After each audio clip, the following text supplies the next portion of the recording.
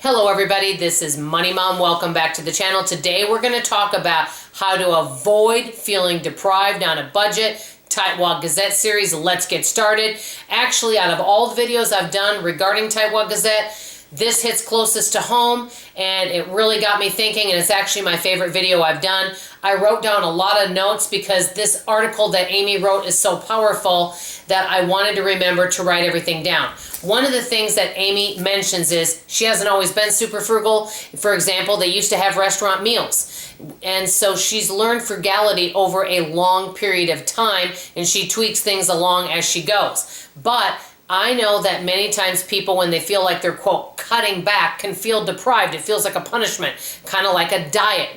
You know, oh, I can't have that piece of cake because I'm on a diet. And when things feel like a punishment, and then you have that mindset, it doesn't feel good and it doesn't, give good, long-lasting results. So one of the things that Amy said was the question that she constantly asked herself was this: am I getting value for the money I spend?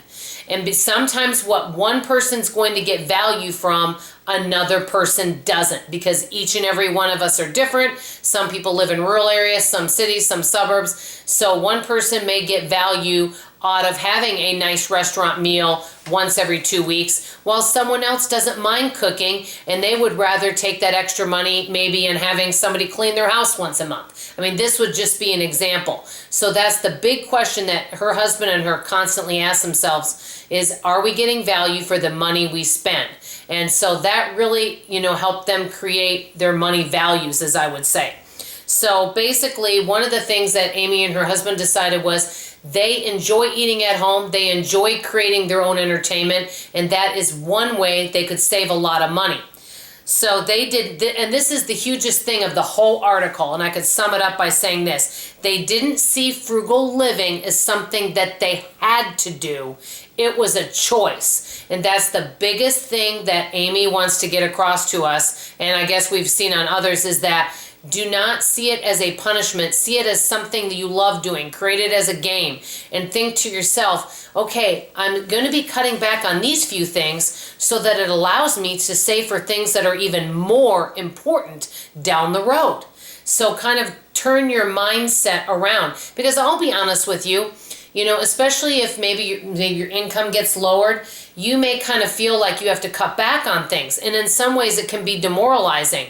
But if we turn our mindset around and say, okay, for right now, for this short period of time, my income's a little bit lower. So I'm doing what I can so I can, maintain a good lifestyle and continue to save money. But my goal is to always create more income, and just kind of change your mindset. That's the biggest thing that Amy discusses in this article. So she would say something like, and I wrote this down as an example: I'm not going out to eat with my friends as usual because I have a financial goal I want to meet.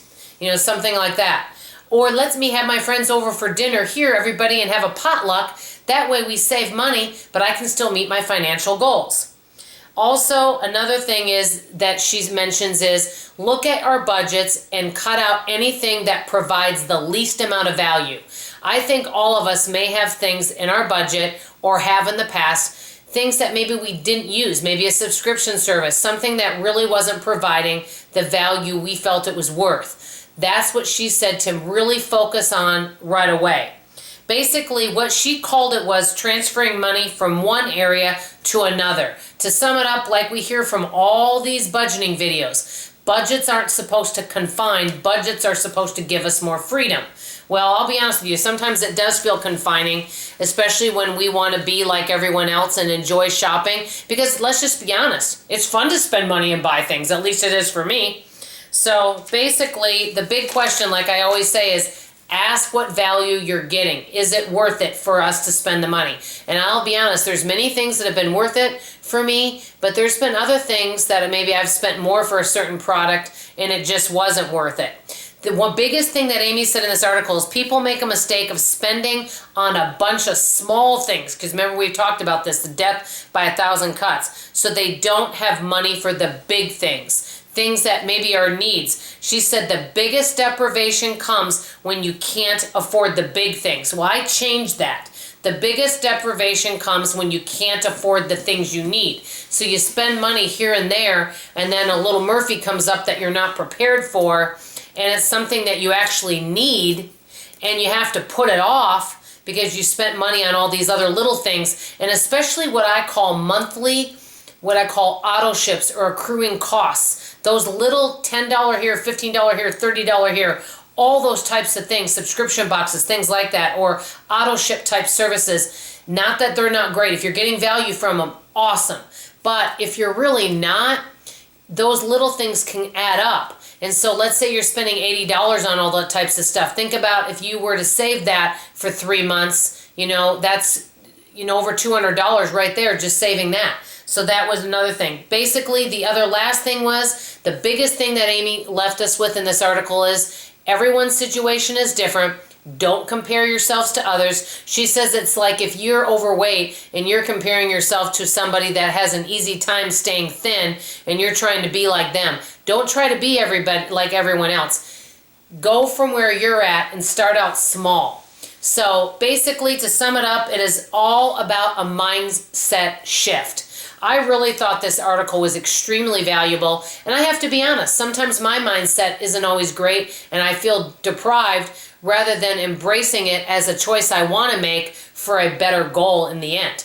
So let me know what you guys think. I'd love to know if you feel you're on a really tight budget, how do you go about not feeling deprived? I want to hear from you in the comments below. At the end of this video, you might want to segue over to some of the other Tightwad Gazette videos that I put at the end of this. Let me know what you guys think of this series. It's coming to an end pretty soon. I love you, appreciate you, and I'll see you on the next video. Bye-bye.